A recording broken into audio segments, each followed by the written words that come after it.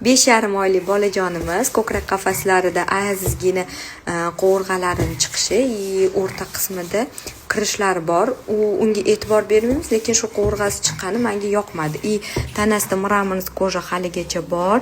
Bolajonimiz 2 oylikda oylar yetyaptilar, burun oqishi boshlanib, hozirgacha mana tinimsiz oqadi deb aytibdilar. Terini rangiga ham e'tibor beradigan bo'lsak, juda ham oppoq, lekin bolajonimiz tinmasdan o'ynab yotibmaslik ko'rsata olmayman.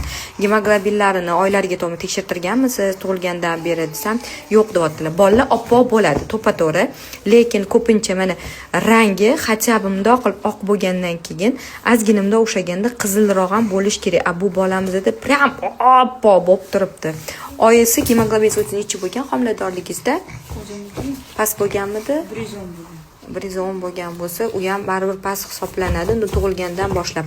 Keyin terisida ozgina narsalar toshgan.